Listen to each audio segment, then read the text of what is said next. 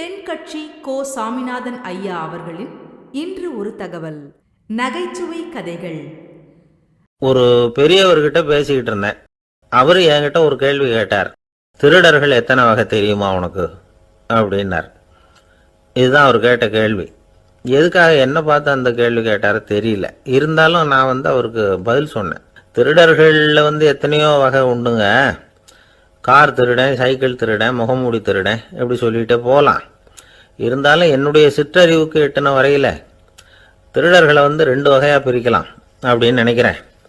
ஒன்று ராத்திரியில் திருடுற திருடன், இன்னொருத்தன் பகலில் திருடுற திருடன். அதாவது பகல் திருடன், ராத்திரி திருடன் அப்படின்னு பெரியவர் சிரித்தார். என்ன சிரிக்கிறீங்களே, என்ன கள்வர்கள் 4 வகை அப்படின்னு ஆரம்பித்தார். எப்படின்னு கேட்டேன். சாப்பாட்டுக்கு இல்லாமல் திருடுறாங்க பாருங்க, அது ஒரு வகையாம். சாப்பாட்டுக்கு இருந்தும் திருடுறாங்க பாருங்க, அது ஒரு வகையாம். இதை தவிர இன்னும் ஒரு 2 வகை திருட்டு உண்டு. அது என்னன்னா, ஆண்டவன் கிட்ட இருந்து நாம திருடுற திருட்டு. இன்னொன்று என்னன்னா, நம்ம கிட்ட இருந்து ஆண்டவன் திருடுற திருட்டு அப்படின்னார். எனக்கு ஒன்றும் புரியல. என்ன சார் இது, ஆண்டவனையே திருடன்னு சொல்றீங்களே அப்படின்னு ஆச்சரியமா. ஆமாங்க, ஆண்டவனை கள்வன்னு சொல்றது இல்லையா. காஞ்சிபுரத்துக்கு பக்கத்தில் திருக்கார்வனம் அப்படின்னு ஒரு ஊர் இருக்கு. அங்கே உள்ள பெருமாளுக்கு கள்வர்னு தான் பேர். அது மட்டும் இல்லை, திருமங்கை ஆழ்வார் தம்முடைய திரு நெடுந்தாண்டகத்தில் கார்வனத்துள்ளாய் கள்வா அப்படின்னு தான் அழைக்கிறார் அப்படின்னு நிறைய உதாரணம்லாம் சொல்ல ஆரம்பித்தார். அதுக்கப்புறம் அவர்கிட்ட பேசி நான் புரிஞ்சுக்கிட்ட விவரங்களை தான் நான் இப்போ உங்ககிட்ட சொல்ல போகிறது. அதாவது அவர் சொன்ன முதல் வகை திருடர்கள் சாப்பாட்டுக்கு இல்லாமல் திருடுறவங்க. இவங்களை திருத்தி போடலாம். சாப்பாட்டுக்கு இருந்தும் பணம் சேர்க்கணுங்கிற ஆசையால் பொய் கணக்கெல்லாம் எழுதுறாங்க பாருங்க, அவங்க தான் 2வது வகை. 3வது வகை திருட்டு தான் மிகப்பெரிய திருட்டு. இறைவனுக்கு சொந்தமானதை நம்முடையதுன்னு நினைக்கிற திருட்டு. எது இறைவனுக்கு சொந்தமானது அப்படின்னா ஆத்மா. பகவானுக்கு சொந்தமான ஆத்மாவை நம்முடையதுன்னு நினைக்கிறது தான் அந்த மாபெரும் திருட்டு. இதுக்கு பேர் தான் ஆத்மாபகாரமா.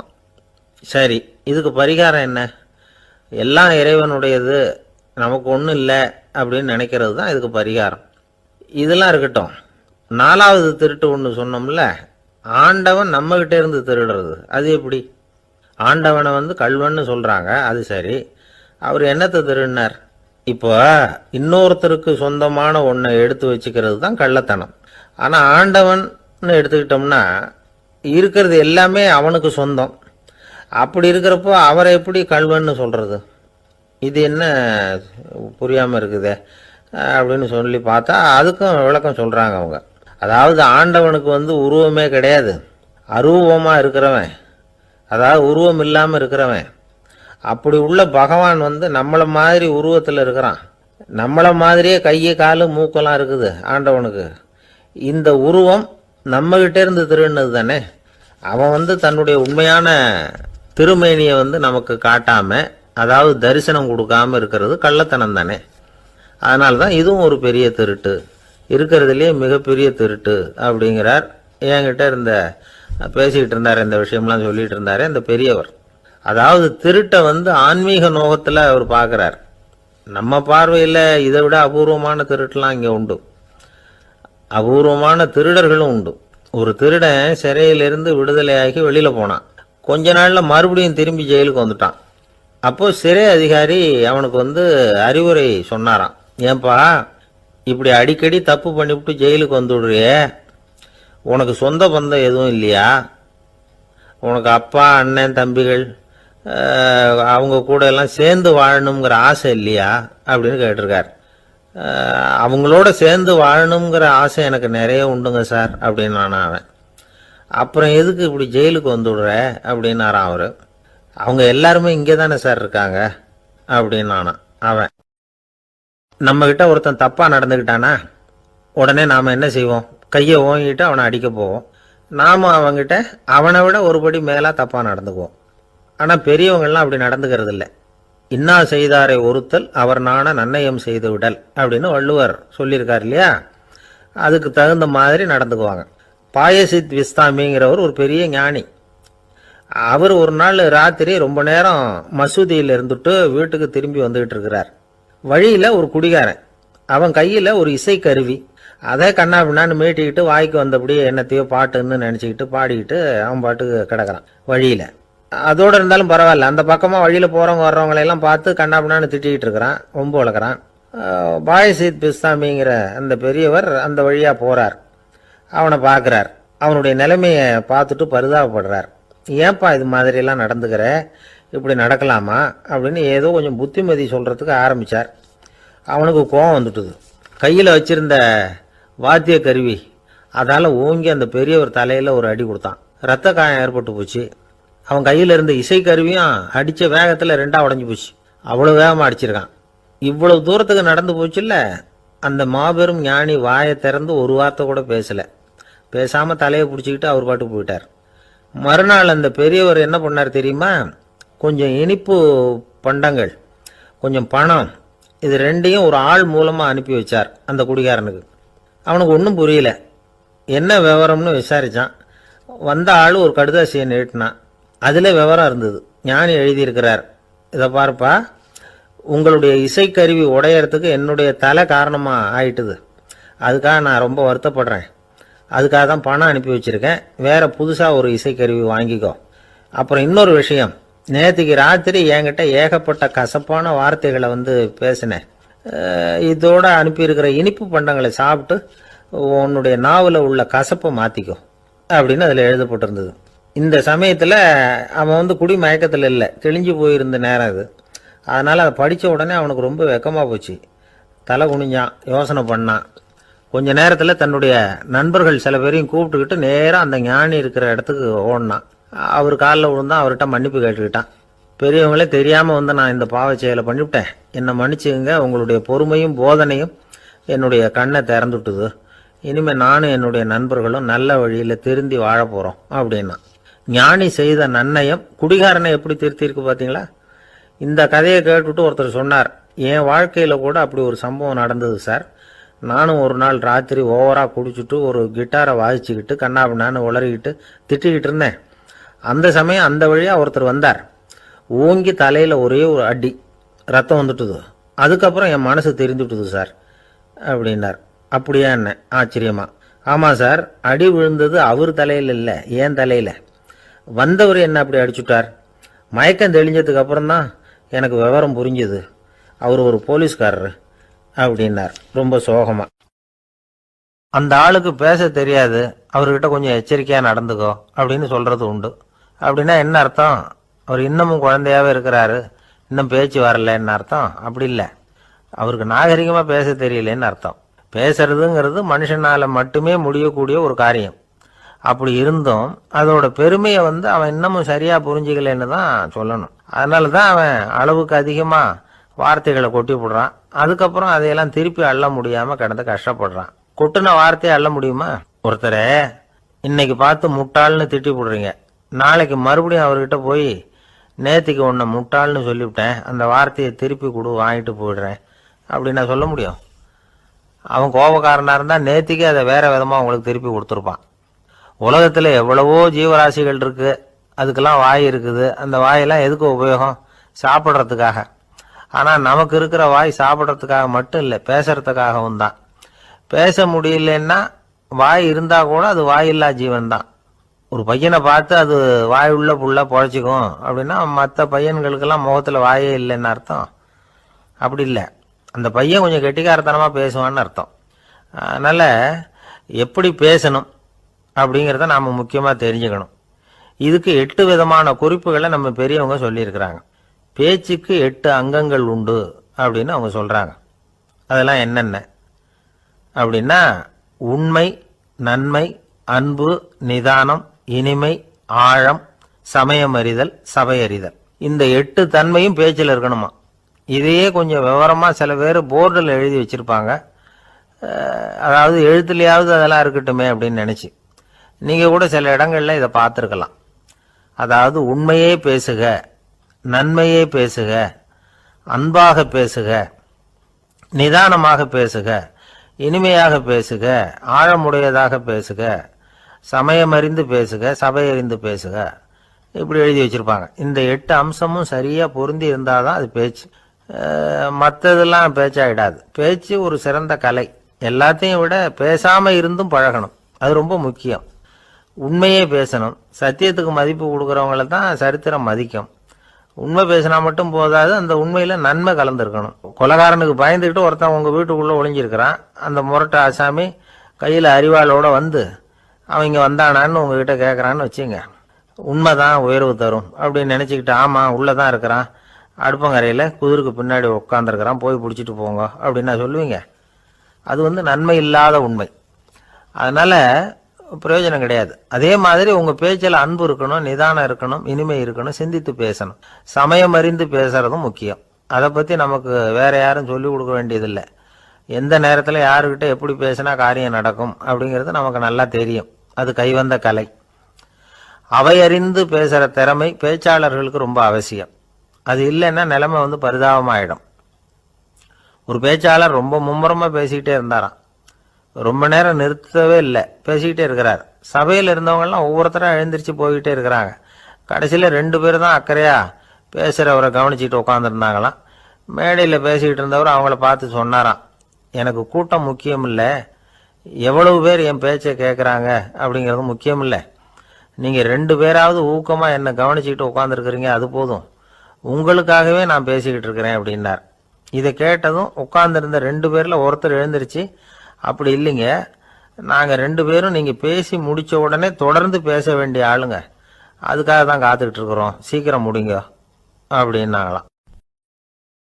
ஒரு ஊரில் ஒரு புகழ்பெற்ற பத்திரிகையாளர் இருந்தார். அவர் ஒரு நாள் திடீர்னு இறந்து போயிட்டார். அதுக்கப்புறம் நேராக சொர்க்கத்துக்கு போனார். சொர்க்கத்தின் வாசலில் நின்றுகிட்டு இருந்த ஒருத்தர் அவரை தடுத்தார். இதை பாரு, ஏற்கனவே இங்கே 12 பத்திரிகையாளர்கள் இருக்கிறாங்க, அவங்களுக்கே இங்கே வேலை இல்லை. அதுக்கு என்ன காரணம்னா, சொர்க்கத்தில் திடுக்கிடும் செய்திகள்லாம் ஒன்றும் கிடையாது, அப்படி என்ன இருக்க போகுது இங்கே எல்லாம் அது ஒழுங்காக நடந்துகிட்டு இருக்கோம். எல்லாம் ஒழுங்காக நடந்தால் பத்திரிகைகளுக்கு சுவாரஸ்யமான கொலை கொள்ளை தீ வைப்பு இது மாதிரி எதுவும் இங்கே இல்லை. ஏற்கனவே இங்கே இருக்கிறவங்க எல்லாரும் மரத்தடியில் உட்காந்துக்கிட்டு தியானம் பண்ணிகிட்டு இருக்கிறாங்க. அந்த ஒரே செய்தி தான் தினமும் இங்கே வந்துக்கிட்டு இருக்குது. அதை படிக்கிறதுக்கே இங்கே ஆள் கிடையாது. அதனால் நான் என்ன சொல்கிறேன்னா, நீ பேசாமல் நரகத்துக்கே போயிடு. அங்கே எவ்வளவோ நிகழ்ச்சிகள் நடந்துக்கிட்டு இருக்கு, அங்கே தான் அதிகமான பத்திரிகையாளர்கள் தேவைப்படுறாங்க, அங்கே உனக்கு நிறைய வேலை இருக்கும், அதை செய்கிறதில்ல நீயும் மகிழ்ச்சியாக இருக்கலாம் அப்படின்னு சொன்னாராம். அங்கே அந்த சொர்க்கத்தின் வாசலில் நின்றுக்கிட்டு இருந்தவர். இந்த பத்திரிகையாளர் அங்கேயே நின்று கொஞ்சம் யோசனை பண்ணார். இவருக்கு சொர்க்கத்திலே இருக்கணும்னு தான் ஆசை. அதனால் மெதுவாக அவர்கிட்ட பேசினாராம், ஐயா, என்னை ஒரு 24 மணி நேரம் இங்கே உள்ளே இருக்கிறதுக்கு அனுமதி கொடுங்க. இங்கே இருக்கிற பல பத்திரிகையாளர்களை எனக்கு தெரியும், அவங்களில் சில பேரை சமாதானப்படுத்தி மெதுவாக பேசி நரகத்துக்கு அனுப்பி வச்சுட்றேன். நான் இங்கே இருந்துக்கிறேன். உங்கள் கணக்குப்படி 12 பேருக்கு மேலே இங்கே தாண்டாது, அப்படி பார்த்துக்கிறேன் அப்படின்னாராம். அவரும் யோசனை பண்ணி பார்த்துட்டு, சரி அப்படியே உனக்கு அனுமதி கொடுக்குறேன், ஆனால் ஒரு விஷயம், 24 மணி நேரம் தான் அனுமதி, அதுக்குள்ளே எல்லாம் நடக்கணும் அப்படின்ட்டுருக்கார். சரின்னு சொல்லிவிட்டு இந்த பத்திரிகையாளர் உள்ளே போனார். யோசனை பண்ணார், திட்டம் போட்டு ஒரு பொருளையை கிளப்பி விட்டார். சக பத்திரிகையாளர்கள் எல்லாம் கூப்பிட்டு சொன்னாராம், இதை பாருங்க, நரகத்தில் ஒரு பெரிய தினசரி பேப்பரை கொண்டுகிட்டு வர்றதுக்காக திட்டம் போட்டுக்கிட்டு இருக்காங்க. அதுக்கு பல அதிகாரிகள் தேவைப்படுறாங்க, நிறைய சம்பளம் கிடைக்கும். யார் யாரெல்லாம் நரகத்துக்கு போக ஆசைப்படுறாங்களோ அவங்கெல்லாம் போகலாம் அப்படின்னு ஒரு பொருளையை கிளப்பி விட்டார். 24 மணி நேரம் கழித்து வாசல் பக்கம் போனார். அங்கே இருந்தவர்கிட்ட எத்தனை பேர் வெளியேறினாங்கன்னு விசாரிச்சாராம். அப்போ அவர் இவரை, நீ வெளியே போகக்கூடாது, முதல்ல உள்ளே தான் இருக்கணும் அப்படின்னு தடுத்தாராம். அப்புறம் சொன்னாராம், நீ சொன்ன செய்தியை கேட்டதும் இங்கே இருந்த எல்லா பத்திரிகையாளர்களுமே நரகத்துக்கு போயிட்டாங்கப்பா, உள்ளே யாருமே இல்லை, அதனால் நீ உள்ளே இருக்கலாம் அப்படின்னாராம். இதை கேட்டதும் இந்த பத்திரிகையாளரே குழம்பி போயிட்டார். ஒருவேளை உண்மையிலேயே நரகத்தில் புதுசாக பத்திரிகை ஏதாவது ஆரம்பிக்க போகிறாங்களோ அப்படின்னு அவரே நினைக்க ஆரம்பிச்சிட்டாராம். அப்புறம் சொன்னாராம், ஐயா என்னை விட்டுருங்க, நான் நரகத்துக்கே போயிடுறேன், அங்கே ஏதோ விசேஷம் இருக்கணும் அப்படின்னாராம். இல்லைன்னா இத்தனை பேரும் ஒட்டு மொத்தமாக அங்கே போகிறதுக்கு சான்ஸே இல்லை, என்னை தடுக்காதீங்கன்னு கெஞ்ச ஆரம்பிச்சிட்டாராம். மற்றவங்க நம்பணுங்கிறதுக்காக ஒரு பொருளையை கிளப்பி விட்டார். கடைசியில் தானே அந்த பொருளைக்கு ஆளாயிட்டார். அதாவது பிறரை ஏமாற்றிய அவரது மனம் கடைசியில் அவரையே ஏமாற்ற ஆரம்பிச்சுட்டு பாருங்க. நீங்கள் இப்படி அடுத்தவங்களை ஏமாத்துறதுக்கு உங்கள் மனசை பழக்கப்படுத்துறீங்க, ஆனால் கடைசியில் அதனால் நீங்களே ஏமாற்றப்படுகிறீர்கள் அப்படிங்கிறது பெரியவர்களுடைய புத்திமதி. அதனால் உங்கள் மனசுக்கிட்ட ரொம்ப எச்சரிக்கையாக இருங்கோ அப்படிங்கிறாங்க. நம்ம ஆளுங்க அங்கே போய் என்ன சொல்லுவாங்கன்னா, இதை பாரு அங்கே போகாத இங்கே போகாதன்னு பயமுறுத்துறது உண்டு. சில பேர் அங்கே பேய் இருக்குது பிசாசு இருக்குது அப்படின்னு பொருளையை கிளப்பி விடுறது உண்டு. இருட்டு நேரம் காட்டு வழியாக ஒருத்தன் போய்கிட்டு இருக்கிறான், அங்கே பேய் பிசாசு நடமாட்டம் இருக்கிறதாக வதந்தி. இவன் பயந்துக்கிட்டே வேகமாக போகிறான். காடு முடிஞ்சு மெயின் ரோட்டுக்கு வந்து சேர்ந்தான். அப்பாடா, ஒரு பஸ்ஸு நின்றுட்டு இருக்கு தனியாக, இருட்டில் லேசாக தெரிஞ்சுது. ஓடி போய் ஏறி உள்ளே உட்காந்துக்கிட்டான். பயந்துக்கிட்டே போனவன் அப்புறம் தான் தெரியுது உள்ள யாருமே இல்லை, டிரைவரும் இல்லை கண்டக்டரும் இல்லை வேற யாரும் இல்லை. இவனுக்கு பேய் பயம் அதிகமாக போட்டுது. ஏன்னா நடு ராத்திரி, இந்த நேரம் பார்த்து அந்த பஸ்ஸு தானே நகர ஆரம்பிச்சுதான். இவனுக்கு இன்னும் பயம் அதிகமாக போட்டுது. ஏன்னா டிரைவர் சீட்டு காலியாக இருக்குது, பஸ்ஸு நகருது. இவன் உடம்பு பூரா நடுங்க ஆரம்பிச்சுட்டுது. வீல்னு கத்தலாமான்னு பார்த்தான். அந்த நேரம் பார்த்து அவன் தோளில் ஒரு கை விழுந்துதான். திடுக்கிட்டு திரும்பி பார்த்துருக்குறான். அங்கே டிரைவர் நிற்கிறார். அவர் சொன்னாராம், ஏன்பா ஏற்கனவே பஸ்ஸு பிரேக் டவுன், நாங்கள்லாம் பின்னாடி இறங்கி நின்று தள்ளிட்டு இருக்கிறோம், நீ மட்டும் ஜாலியாக ஏறி உக்காந்துக்கிட்டியா, இறங்கி வந்து தள்ளப்பா அப்படின்னாராம். இருட்ட கண்டா பயம் உண்டாவதே அது ஏன்? இப்படி ஒரு கேள்வியை ஒரு பெரியவர்கிட்ட கேட்டாங்க. அதுக்கு அவர் பதில் சொல்றார், மனிதனுடைய ஆதிகால வாழ்க்கையில தொற்றி கொண்ட பயம் இது வேரூன்றி இருக்குது, இன்னமும் போகல. 50,000 வருஷங்களுக்கு முன்னாடி மனுஷன் குகைகளில் வாழ்ந்தான். பகல்ல பயம் இருக்காது, ராத்திரியில மிருகங்கள் தாக்கும் கொல்லும், நிம்மதியா தூங்க கூட முடியாது. அதனால இந்த மனுஷனுக்கு இரவுன்னா மரணம் பயம் அப்படின்னு பழகி போச்சு. மனிதர்களுடைய எல்லா மனசையும் சேர்த்து மொத்தமா ஒரு மனசு உண்டு. மனிதர்களுடைய நினைவு இந்த மொத்த மனசுல பதிஞ்சிருக்கு, பரவுது.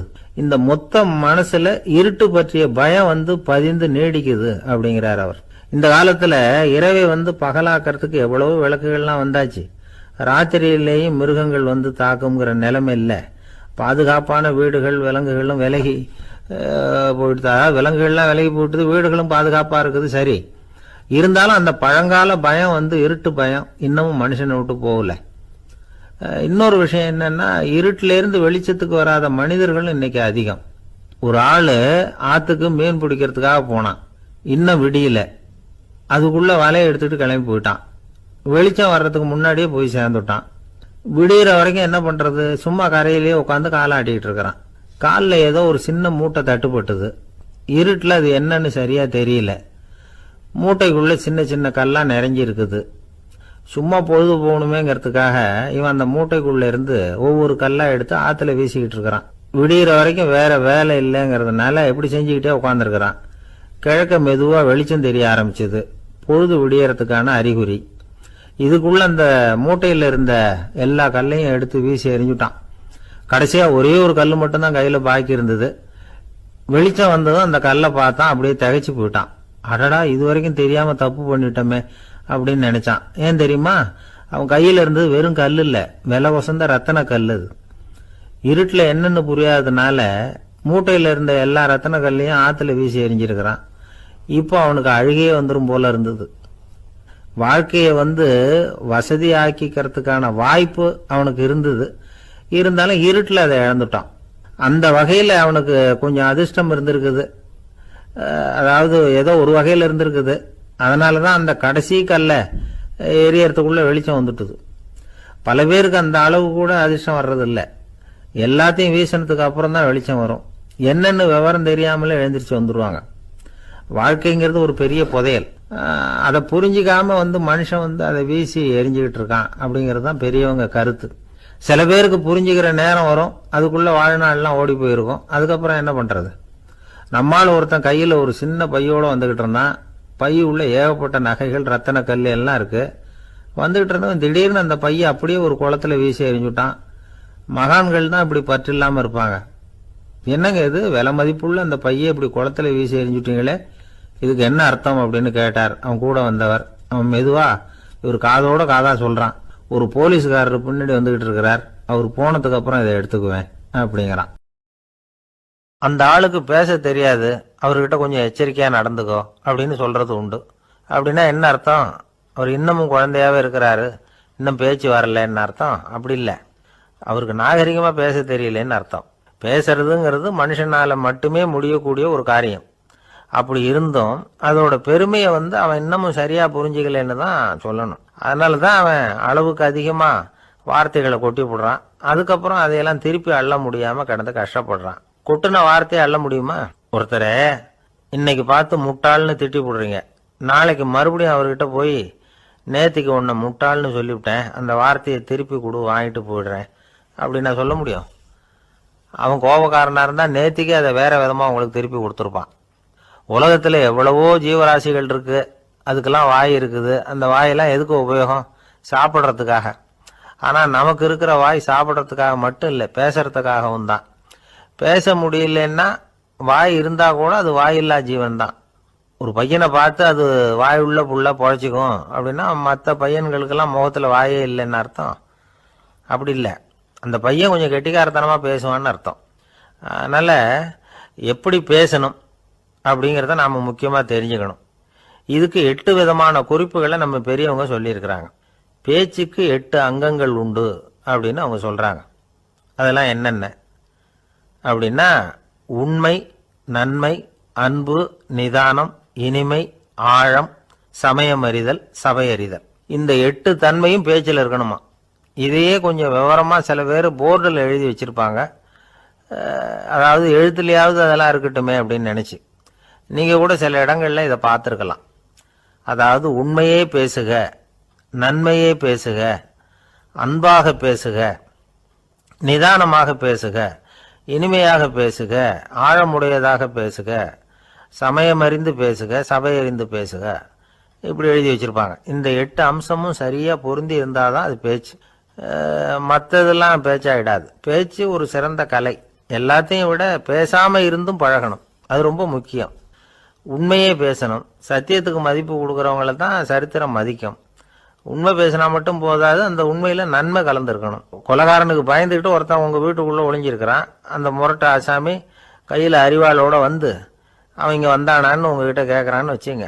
உண்மைதான் உயர்வு தரும் அப்படின்னு நினைச்சுக்கிட்டு, ஆமா உள்ளதான் இருக்கிறான், அடுப்பங்கரையில குதிருக்கு பின்னாடி உட்காந்துருக்கிறான், போய் பிடிச்சிட்டு போங்க அப்படின்னா சொல்லுவீங்க? அது நன்மை இல்லாத உண்மை. அதனால பிரயோஜனம் கிடையாது. அதே மாதிரி உங்க பேச்சில் அன்பு இருக்கணும், நிதானம் இருக்கணும், இனிமை இருக்கணும், சிந்தித்து பேசணும். சமயம் அறிந்து பேசுறதும் முக்கியம். அதை பத்தி நமக்கு வேற யாரும் சொல்லி கொடுக்க வேண்டியதில்லை. எந்த நேரத்தில் யாருக்கிட்ட எப்படி பேசினா காரியம் நடக்கும் அப்படிங்கிறது நமக்கு நல்லா தெரியும். அது கைவந்த கலை. அவையறிந்து பேசுற திறமை பேச்சாளர்களுக்கு ரொம்ப அவசியம். அது இல்லைன்னா நிலைமை பரிதாபமாயிடும். ஒரு பேச்சாளர் ரொம்ப மும்முரமா பேசிக்கிட்டே இருந்தாராம். ரொம்ப நேரம் நிறுத்தவே இல்லை, பேசிக்கிட்டே இருக்கிறார். சபையில் இருந்தவங்கெல்லாம் ஒவ்வொருத்தரும் எழுந்திரிச்சு போய்கிட்டே இருக்கிறாங்க. கடைசியில் 2 பேர் தான் அக்கறையா பேசுகிறவரை கவனிச்சுட்டு உட்காந்துருந்தாங்களாம். மேடையில் பேசிக்கிட்டு இருந்தவர் அவங்கள பார்த்து சொன்னாராம், எனக்கு கூட்டம் முக்கியம் இல்லை, எவ்வளவு பேர் என் பேச்சை கேட்குறாங்க அப்படிங்கிறது முக்கியம் இல்லை. நீங்கள் 2 பேராவது ஊக்கமாக என்னை கவனிச்சுக்கிட்டு உட்காந்துருக்குறீங்க, அது போதும். உங்களுக்காகவே நான் பேசிக்கிட்டு இருக்கிறேன் அப்படின்னார். இதை கேட்டதும் உட்கார்ந்துருந்த 2 பேரில் ஒருத்தர் எழுந்திருச்சு, அப்படி இல்லைங்க, நாங்கள் 2 பேரும் நீங்கள் பேசி முடித்த உடனே தொடர்ந்து பேச வேண்டிய ஆளுங்க, அதுக்காக தான் காத்துக்கிட்டு இருக்கிறோம், சீக்கிரம் முடிங்க அப்படின்னாங்களாம். ஒரு நாள் ஒரு நண்பரை சந்தித்தேன். உங்கள் வீடு எதுன்னு உங்களுக்கு தெரியுமா சார்ன்னு. அவர் என்ன ஒரு மாதிரியாக பார்த்தார். அப்புறம் சொன்னார், தெரியும் அப்படின்னாரு. சரி, உங்கள் தொலைபேசி எண் உங்களுக்கு தெரியுமான்னு. அதுவும் தெரியும்னார். உங்கள் மனைவி மக்கள் யார் யாருன்னு உங்களுக்கு தெரியுமான்னு கேட்டேன். என்ன ஒரு மாதிரியாக பார்த்தார். அப்புறம் சொன்னார், அதுவும் தெரியும் சார் அப்படின்னார். சரி, நீங்கள் யாருன்னு உங்களுக்கு தெரியுமான்னு கேட்டேன். இப்போதான் அவர் முழிக்க ஆரம்பிச்சார். அவர் மட்டும் அப்படி இல்லை, நாம எல்லாருமே அப்படிதான். எதிரில் நிற்கிறது யாருங்கிறது தெரியும், நாம யாருன்னு நமக்கு தெரியாது. உண்மையிலேயே நாம யார்? இந்த கேள்விக்கான பதிலை தான் வாழ்க்கை பூரா நாம தேடிட்டு இருக்கிறோம். புத்தர் என்ன சொல்றாரு தெரியுமா? நீங்க கடவுளை பத்தி கவலைப்பட தேவையில்லை, உங்களை பத்தின கவலை உங்களுக்கு இருந்தா போதும் அப்படிங்கிறார். நான் யார், எனக்கு ஏன் இந்த கவலை அப்படின்னு உங்களை நீங்களே கேட்டுக்குங்க அப்படிங்கிறார். நாம ஏன் கடவுளை படைச்சோம்? அது ஒரு நழுவல் முயற்சியாம். அதாவது தன்னிடமிருந்து தானே தப்பிக்கிற ஒரு முயற்சியாம். இப்படிதான் அதை சொல்றாங்க அறிஞர்கள்லாம். மக்கள் பொய்யான பிரச்சனைகள்ல ஆர்வமா இருக்கிறாங்க. அதுக்கு தீர்வு காணவும் முயற்சி பண்றாங்க. கடவுளை பத்தி விவாதிக்க எல்லாருக்கும் விருப்பம். தன்னுடைய சுயம் பற்றிய பிரஜையே இருக்கிறதில்ல. ஆகக்கூடிய விஷயம் என்னன்னா, கடவுள் சமாளிப்புக்கு பயன்படுத்தப்படுகிறார். மனவியல் என்ன சொல்லுது தெரியுமா?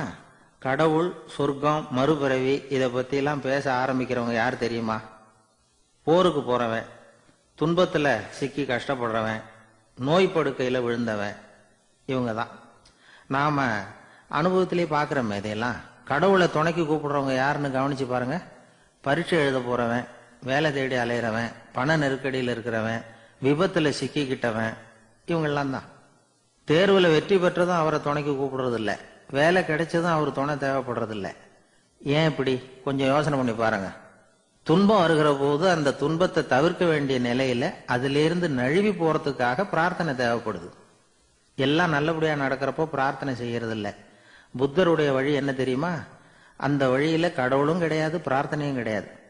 புத்தர் செய்தது இதைத்தான். அதாவது கடவுள்கிட்ட இருந்து மனிதனையும், மனிதன் கிட்ட இருந்து கடவுளையும் அவர் விடுவித்தார். புத்த மதம் என்ன சொல்லுது தெரியுமா? கடவுள் பிரச்சனை அல்ல, மனிதன் தான் உண்மையான பிரச்சனை அப்படின்னு சொல்லுது. உங்களை நீங்க நல்லா தெரிஞ்சுக்கிட்டா போதும், நீங்களே கடவுள் ஆயிடுவீங்க அப்படிங்கிறது தான் புத்த மதம். அதனால நமக்கு தேவை உள்முக பயணம். நான் யார் அப்படிங்கிற கேள்வியோட உள்ள போகணும். அங்க போனாதான் தெரியும் நான் அப்படின்னு அங்க யாருமே இல்லைங்கிறது. இதெல்லாம் புத்தர் சொல்லுகிற ஒரு தத்துவம். தத்துவம்னு சொன்னாவே நமக்கெல்லாம் அதை புரிஞ்சுக்கிறது கஷ்டம்தான். நம்ம பொறுத்த வரைக்கும் தத்துவம்ங்கிறதுல 2 வகை உண்டு. ஒன்னு தத்துவம், இன்னொன்னு மகா தத்துவம். தத்துவம்னா என்ன தெரியுமா? கேட்கறவங்களுக்கு புரியப்படாது, அதுதான் தத்துவம். மகா தத்துவம் என்னன்னா சொல்றவங்களுக்கும் புரியப்படாது. அந்த வகையில பார்த்தா இன்று ஒரு தகவலும் ஒரு மகா தத்துவம் தான். ஒரு ஊர்ல ஒரு ஆள் இருந்தான். கற்பனையிலேயே காலத்தை கடத்திக்கிட்டு இருந்தான். ஒரு நாள் ஒரு மரத்தடியில உட்காந்துருந்தான். அவனுக்கு பசிக்கிற மாதிரி தெரிஞ்சது. உடனே கற்பனையிலேயே சாப்பிட ஆரம்பிச்சுட்டான். அதாவது எதிரில் இலை போட்டு சாப்பாடு போடப்பட்டிருக்கிறதாகவும் அதை இவன் சாப்பிட்றதாகவும் நினைச்சுக்கிட்டு கையை மட்டும் வாய்க்கும் தரைக்குமா அப்படியும் இப்படியும் கொண்டுகிட்டு போய் பாவனை பண்ணிக்கிட்டே இருக்கிறான். தூரத்துல இருந்து பாக்குறவங்களுக்கு இவன் ஏதோ பலமான விருந்து சாப்பிட்டுட்டு இருக்கிறான் அப்படின்னு தான் தோணும். அது மாதிரியே பண்ணிக்கிட்டு இருந்தான். அந்த வழியா ஒரு சன்னியாசி வந்துகிட்டு இருந்தார். இவனை பார்த்தார். என்ன இவன் இப்படி பண்ணிட்டு இருக்கிறானே அப்படின்னு நினைச்சாரு. கொஞ்ச நேரம் அவனையே உத்து பார்த்துக்கிட்டு இருந்தார். இவரை பார்த்ததும் அவன் இன்னமும் சுவாரஸ்யமா சாப்பிட ஆரம்பிச்சுட்டான். அப்பப்பா, என்ன இது, இந்த குழம்பு இவ்வளவு காரமா இருக்கு, என்னுடைய நாக்கே எரிஞ்சு போடும் போல இருக்க அப்படின்னு சொல்லிக்கிட்டு பக்கத்துல ஒரு குவளையை எடுத்து தண்ணி குடிக்கிறது மாதிரி பாவனை பண்றான். அப்பாடா, இப்ப கொஞ்சம் பரவாயில்ல அப்படின்னு சொல்லிக்கிட்டு குவளையை கீழே வைக்கிறது மாதிரி ஒரு பாவனை பண்றான். சன்னியாசி பார்த்தார். என்னப்பா, சாப்பாட்டுல காரம் அதிகமோ அப்படின்னார். ஆமா சுவாமி, ஞாபகம் மறதியில் கொஞ்சம் மிளகாய் அதிகமா சேர்த்துக்கிட்டேன் அப்படின்னா. சரி சாப்பிடு அப்படின்னு சொல்லிட்டார். அவன் சாப்பிட்டு முடிக்கிற வரைக்கும் பொறுமையா உட்காந்துருந்தார். அவன் அப்பாடா அப்படின்னு சொல்லிட்டு மறுபடியும் தண்ணியை எடுத்து குடிச்சான். எல்லாம் கற்பனையிலேயே. அதுக்கப்புறம் சன்னியாசி பேச ஆரம்பிச்சார். இதை பாருப்பா, உன்னுடைய கற்பனையை நான் மெச்சுறேன். இருந்தாலும் உன் சாப்பாட்டுல ஒரு இனிப்பையும் வச்சிருக்கலாமே, ஏன் மிளகாய அளவுக்கு அதிகமா போட்டுட்டு அவஸ்தைப்படுற அப்படின்னார். அவன் யோசிக்க ஆரம்பிச்சான். அதுக்கப்புறம் இவர் சொன்னார், இதை பாருப்பா, இனிமேல உன்னுடைய கற்பனையும் உயர்ந்ததாக இருக்கட்டும் அப்படின்னு உபதேசம் பண்ணிவிட்டு போனார். எப்பவும் உயர்வை பத்தியே சிந்திக்கணும். உயர்வு கிடைக்கலன்னா கூட அப்படி சிந்திக்கிறத நிறுத்தப்படாது அப்படிங்கிறார் திருவள்ளுவர். உள்ளுவது எல்லாம் உயர் உள்ளல், மற்ற அது தள்ளினும் தள்ளாமை நீர்த்து. ஊக்கம் இல்லாம உலகத்துல வாழ்ந்து பிரயோஜனம் இல்லை. அதனால உயர்வாவே சிந்திக்கணும். அது நம்மளை ஊக்கப்படுத்தும். இது பெரிய ஒரு வாக்கு. இந்த உலகத்துல கற்பனையிலேயே வாழ்கிற சில கஞ்சர்களும் உண்டு. அதாவது 2 கஞ்சர்கள், 2 பேரும் பக்கத்து ஊர்ல இருந்தாங்க. பொங்கல் சமயம். ஒரு கஞ்சன் தன்னுடைய மகனை கூப்பிட்டான். இதோ பாருப்பா, பக்கத்து ஊர்ல என்னுடைய நண்பன் ஒருத்தன் இருக்கிறான், அவனுக்கு பொங்கல் பரிசு ஏதாவது கொடுக்கணும். நான் ஒரு 4 ஆட்டுக்குட்டியை தரேன், நீ கொண்டுகிட்டு போய் கொடுத்துட்டு வந்து விடுறியா அப்படின்னு கேட்டான். சரி, நான் புள்ள, ஒரு பைய கையில் எடுத்துக்கோன்னா. அவன் எடுத்துக்கிட்டான். இந்த ஆட்டுக்குட்டி பிடிச்சிக்கோ அப்படின்னு சொல்லி ஒவ்வொன்னா போடுறேன் பார் அப்படின்னு சொல்லிட்டு 1 2 3 4 அப்படின்னு எண்ணிக்கிட்டே வெறும் சைகையாலேயே ஆட்டுக்குட்டியை பிடிச்சி போடுறது மாதிரி பாவனை பண்ணிட்டு இருக்கிறான். அவன் பிள்ளையும் அதை ரொம்ப அக்கறையாக வாங்கிக்கிறது மாதிரி வாங்கிக்கிட்டு அந்த பையை தூக்கிக்கிட்டு அடுத்த ஊருக்கு போகிறான். இவன் அங்கே போய் சேர்ந்த நேரத்தில் அந்த கஞ்சன் ஊரில் இல்லை, எங்கேயோ வெளியில் போயிருக்கிறான். அவனோட புள்ள மட்டும்தான் வீட்டில் இருந்தான். இவன் அவன்கிட்ட இதை பாரு, எங்கள் அப்பா உங்கள் அப்பாவுக்கு ஆட்டுக்குட்டி கொடுத்து அனுப்பியிருக்கிறாரு, பிடிச்சிக்கோ அப்படின்னு சொல்லி பாவனையிலேயே ஒவ்வொன்றா எடுத்து அவன்கிட்ட கொடுத்துட்டான். அவனும் வாங்கிட்டான் வாங்கிறது மாதிரி. அப்புறம் சொன்னான், சரிப்பா நானும் பதிலுக்கு ஏதாவது ஒன்றுகிட்ட கொடுக்கணும் இல்லையா, அதனால் அந்த பையை பிடி, ஒரு 10 எலுமிச்சம்பழம் தரேன், பதிலுக்கு அதை நீ எடுத்துகிட்டு போ அப்படின்னு சொல்லி கையாலேயே ஒவ்வொன்றா எடுத்து போடுறது மாதிரி பாவனை பண்ணிவிட்டான். அவனும் ரொம்ப நன்றி அப்படின்னு சொல்லிவிட்டு அதை வாங்கிட்டு போயிட்டான். கொஞ்ச நேரம் கழிச்சு வெளியில் போயிருந்த அப்பங்காரன் திரும்பி வந்தான். உள்ள சொன்னான், அப்பா உன்னோட நண்பர் அவருடைய மகன் மூலமாக உனக்கு 6 ஆட்டுக்குட்டி கொடுத்து அனுப்பியிருந்தார், நானும் பதிலுக்கு ஒரு 10 எலுமிச்சம்பழம் கொடுத்து அனுப்பியிருக்கிறேன் அப்படின்னா. எப்படிடா கொடுத்தேன்னு கேட்டார் அப்பா. இப்படிதான் கொடுத்தேன்னு சொல்லி சைகையிலேயே காட்டினான். இதை பார்த்ததும் அப்பங்காரனுக்கு பயங்கரமா கோவம் வந்துட்டுது. பலார்னு அரைஞ்சுட்டான் பையனை. ஏன்பா அரைஞ்ச, 10 எலுமிச்சம்பழம் கொடுத்துட்டேனே அப்படிங்கிறதுக்காகவா அப்படின்னு கேட்டான். அது கூட பரவாயில்ல, நீ காட்டுற சைகையை பார்த்தா ஆரஞ்சு பழம் சைஸுக்கு இருக்குதே, அவ்வளவு பெருசா ஏன் கொடுத்த, அதுதான் எனக்கு கோபம் அப்படின்னா.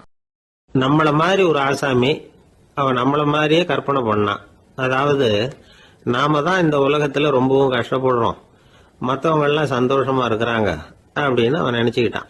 அவன் ஒரு நாள் கடவுளை வேண்டிக்கிட்டானான், சுவாமி இந்த உலகத்துல எவ்வளவோ பேர் இருக்கிறாங்க, ஒவ்வொருத்தருக்கும் ஒவ்வொரு விதமான கஷ்டம் இருக்கலாம், ஒத்துக்கிறேன், இருந்தாலும் எனக்கு அது கொஞ்சம் அதிகமா இருக்கிறது மாதிரி தெரியுது, அதனால நீங்க எனக்காக ஒரு சின்ன உதவி செஞ்சா போதும்.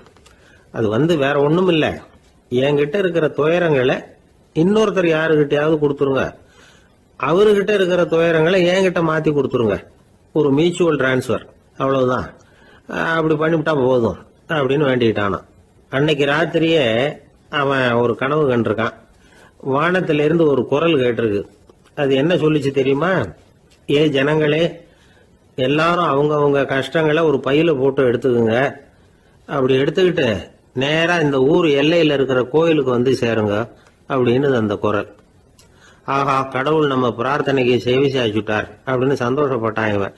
உடனே என்ன பண்ணா, தன்கிட்ட இருந்த கஷ்டத்தையெல்லாம் ஒரு சாக்கு பையில போட்டு எடுத்துக்கிட்டான். வீட்டை விட்டு வெளியில வந்தான்.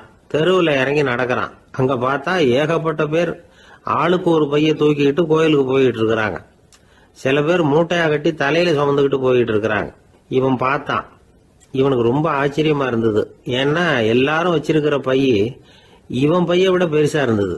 இவன் பை தான் இருக்கிறதுலயே கொஞ்சம் சின்னதா தெரிஞ்சது.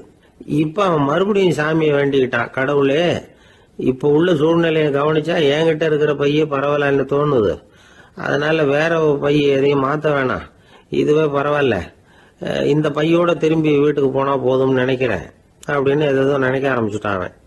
எல்லாரும் கோயிலுக்கு போய் சேர்ந்தாங்க. கோயில்ல அந்த குரல் மறுபடியும் கேட்டுது. எல்லாரும் அவங்கவுங்க பைகளை சோகத்துல தொங்க விடுங்க, திடீர்னு விளக்குகள் அணையும், மணி அடிக்கப்படும், அதுதான் அடையாளம். அந்த சமயத்துல இருட்டுல உங்களுக்கு வேண்டிய பைய நீங்க மாத்தி எடுத்துக்கலாம், தேர்ந்தெடுத்துக்கலாம். வெளிச்சம் இருக்கிறப்பவே உங்களுக்கு பிடிச்ச பைக்கு பக்கமா பார்த்து நீங்க நின்னுக்கலாம் அப்படின்னு சொல்லி விவரம் சொல்லிச்சான் அந்த குரல். அப்படி சொன்னதுக்கு அப்புறம் திடீர்னு விளக்கு அணைஞ்சுது, மணி அடிச்சுது. கொஞ்ச நேரம் கழிச்சு மறுபடியும் விளக்குகள்லாம் எரிஞ்சுது. இப்போ பார்த்தா எல்லாரும் அவங்கவுங்க பையையே கெட்டியா பிடிச்சிட்டு நிக்கிறாங்க. இவனும் அப்படியே நிக்கிறான்.